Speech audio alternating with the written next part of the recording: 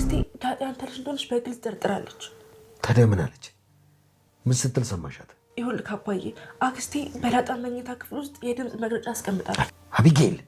አባዬ አስቀምጣ ነበር፣ ግን ደግሞ ጠፍቶባታል። ይሄን ያህል? አባዬ ተረጋጋ። ቆይ አሁን የት ነው ያለችው? ወታለች እንዴ? አባዬ ምን እያረክ? ልታሳስተኝ ነው? ቤቴ ልታፈርስ ነው አይደል የመጣችው? ምንድን ነው አላማዋ? ነገርኳት አይደል? ፊትን እያየ ፍጠን። ፈጣሪ ምን በደልኩት? ልጄን ምን ሆነ የመቷት? አንተ ሼክ በተርሻት። ቆይ አሁን ውሃ የምትጣልሽ ናት? ንገሪኝ። ቆይ ውሃ የምትገፈተልሽ ናት? እኔ አልገፈተርኳትም። እራሷ ናት ከደረጃ ላይ ተንሸራታ የወደቀችው። ራስሽ ነሽ። አለቅሽም። እሺ አልለቅሽም። ደህና ነኝ። ናታ ውሃ እንዴት ናት? ደህና ነች? አሁን እንዴት ናት? ደህና ናት ኤቢ፣ ደህና ናት። ናታ የት ሆስፒታል ሄዳችሁት? ኤቢ አባዬ ማንም እንዳይመጣ ብሏል። ለማዬ ምን እናያሳምን? በቃ ከማዬ ጋር ሆኖ እመጣለሁ። አትምጪ፣ ደህና ናት። አብዬ ለምንድን ነው አባዬ የምታስጨንቁት? አባዬ በጣም ከመጨነቅ የተነሳ ቤቱን ለቀን እንወጣለን እያለ ነው። የቱን ቤት? አሁን ያለንበትን ነው? አዎ ኤቢ፣ በቃ አባዬን ከማስጨነቅ በዘለለ ምንም ስለማትሰሩ አትምጪ። ውሃ ደህና ናት። ኦይ ምንም አልነገሩሽም? ወይኔ ማርታ ምንድን ነው የተፈጠረው? ለምንድን ነው የማትናገሪው? ይሄንንም ደበቁሽ? ምኑ? ቆይ ውሃ መውደቃን አልነገሩሽም? ማለት ከትምህርቷ ነው? ይኸውልሽ ማርቲ፣ ሁሉም ነገር የተፈጠረው በዳጣ ምክንያት ነው። ቆይ ምንድን ነው የምታወሪው? ውሃ የት ናት? ምንድን ነው የተፈጠረው? ማርቲዬ፣ ለሁሉም ነገር ተጠያቂ ዳጣና ናታን ናቸው። ወይኔ መዲ፣ ምንድን ነው የተፈጠረው? ውሃዬ የት ናት? ልጅ ምን ሆነች? ውሃ ትንሽ ተጎድታ እነ ደረጃ ሆስፒታል ይዘዋት ሄደዋል። ምን ሆስፒታል ገብታ ነው ትንሽ ምትይ? እንግዲህ ዛሬ አቢጌል ለጋሽ ደረጀ ሁሉን ነገር ነግረዋለች ማለት ነው። መድኃኒት ምን እንደምታደርግ፣ ምን ቦታ ላይ እንዳለች፣ ምን እየሰራች እንደምትሆን እየነገረችው ትገኛለች ማለት ነው። አባዬ እችል እያስወጣልን፣ ምክንያቱም እችል ይዝኩና ምንም ሰላም አልሰጠችንም፣ ለምንድን ነው ወደ መጣችበት አገር የማትሄደው እያለች እየነገረችው ነበረ። ባለፈው ሳምንትም ናታን እንደፈረኝ እያለች ስትናገር ነበረ። ያን ሁሉ ስታደርግ አባዬ ውሸቷን ነው፣ እሱ ምንም ነገር አላደረገም፣ አታምነውም እንደ ናታንን እያለችው ነበረ። እና እሷ ትልቅሷ አይደለችም እንዴ? ለምን እንደዚህ ትላለች ታዲያ? ምንድን ነው የተፈጠረውን ነገር ተናገሪ እያላት ነበረ። እሷም ግን እኮ ሰውን ማመን እኮ ከአንተ ስትለው ከአንተ ብላ ልጨርሰው ስትል ከአንተ ተምሬያለሁ ሰውን ማመን፣ ስለዚህ ስትለው በቃ እናትሽ የት ናት ብሎ ወደ እናቷ ዘንድ ወደ ማርትዬ ዘንድ ነው የሄደው ማለት ነው። እንግዲህ በዛም ሰዓት እንደዛ እያለች ትገኝ ነበረ። ዛሬ ደግሞ በጣም በከባድ ነገር ውስጥ ተጠምዳለች ማለት ነው። አንደኛ ውሃዬንም ስታሯሯጣት እሷም ወድቃ ከደረጃ ላይ ተመታለች ማለት ነው። ወደ ሆስፒታል ሄዳለች ማለት ነው ራሷን ስታ። ሁለተኛም ደግሞ ዳጣ ክላስ ካሜራ እንዳስቀመጠች ታውቋል።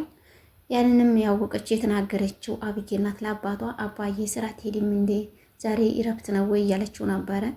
አዎ እረፍት ነው፣ ድርጅታችን አደጋ ላይ ነበረና እሱ ተስተካክሎልን አሁን ዛሬ ልረፍ ብዬ ነው እያላት ነበረ። አባዬ ግን እኮ ሰላም አይደለም፣ ለእኛ ለልጆች ግን ሰላም እየመሰልክ አንተ ውስጥ ሰላም ምንም ነገር የለም። ለእናቴም ለማየም ሰላም ትመስላለህ፣ ለእኔም ለውሃም ለሁላችንም ሰላም ትመስላለህ። አንተ እኮ ሰላም አይደለም፣ ለምንድን ነው የምትጨነቀው? አትጨነቅ በቃ እያለችው ነበረ። ምንም አልጨነቅም፣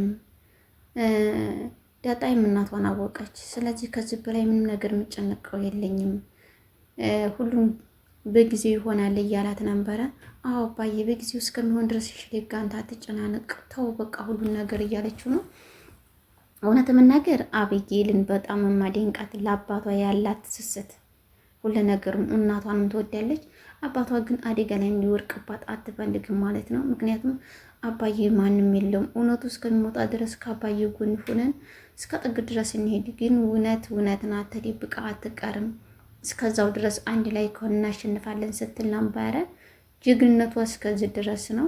እንግዲህ ይሄን ሲሰማ ጋሽ ደረጀ ዳጣ ከላስ ካሜራ ማስቀመጧን ሲያቅ እቺ ቤት ልታበላሽና ልታአበሳቁ ነው እንደ የመጣችው። ስለዚህ እኔ የማደርገውን አደርጋለሁ ብሎ ተነስቶ ሲወጣ እሷ ዘንድ ሲሄድ አይ አባዬ አሁን እኮ ጠፍቷታል፣ ስለዚህ አላገኘችውም ጠፍቷታል ብለው ነበረ። እሱም ሲነሳ በሩን ቆልፋ ነው በቃ ከዚህ በኋላ አትወጣም የትም አትንቀሳቀስም እያለችው ነበረ ማለት ነው። እውነት ለመናገር ቤተሰብ በጣም ከባድ ነው የተፈጠረው ነገር ማለት ነው። ማርትዬም በቃ ሰሞኑን እያቀባየረኝ ነው ከዚህ ከቤት መልቀቅ አለብን ሲላ ምንድን የሆናችሁት እናንተ ልጆች ቤቱም ጭር ብሏል ለምንድን ነው አማትነግሪኝ ዳጣ እያለቻት ነበረ። እማዬ ምንድን ነው ህልም ያየሽው? ምንም ችግር የለም ሁላችንም ደህና ነን እያለቻት ነበረ። ስታወራት እሺ ትላታለች ራሱ ማለት ነው። እንዴ አንቺ ልጅ እኮ አሁን ከልብሽ እየሰማሽኝ አይደለም? ሆ በጣምማ ከባድ ነገር የተፈጠረ አለ። እስኪ ቆይ ልሂድ ብላ ተነስታ ስትሄድ አብጌልም እያለቀሰች ነበር። ከክላሷ ገብታ ናታንን እያናገረችው ነበረ። እንዴት ናት ውሃ እኛን ከለከልክ እማዬን ጋር ልመጣ ነው እያለችው ነበረ። አይ እማዬ ጋር እንዳትመጪ አብጌል ተረጋጊ፣ ምንም ነገር አልሆነችም። ምክንያቱም እማዬ ጋር ከመጣች በጣም ከባድ ነገር ይፈጠራል። እማዬ እንዳትነግሪያት እንዲያደነግጥ። አሁን የመጨረሻም ውጤት እየጠበቅን ያለ ነው። ውሃይም ደህና ናት እያላት ነበረ። እሺ እናዲያ ምንድን ነው የምትለኝ? እኔ እኮ አልቻልኩም እያለችው አባዬን አታስጨንቂው፣ እንዲያውም አባዬ በጭንቀቱ ብዛት እሱን ቤት ሊለቀው ነው ልነቃልን እያለ ነው ሲላት ነበር። የቱን? ይሄን ቤት ነው የምንለቀው እያለችው ነበረ። አዎ እሱን ቤት ለቀን እንሄዳለን እያለ ነው። አባዬን በጣም ተጨናንቋል። እንግዲህ አብጌልም አባዬን አታጨናንቀው ምንድን ነው የሆንሽው ሲላ እየነገርኩሽ አይደለም ወይ እያለ እየተቆጣት ነበረ። ናታንም እንግዲህ እግዚአብሔር ይመስገን ውሃይም ወደ ቤቷ ተመልሳለች ደህና ሆና ማለት ነው። አክስቷን ራሷን ቃል ገላን ነበር በዛው ጨርሳት ኑሮ።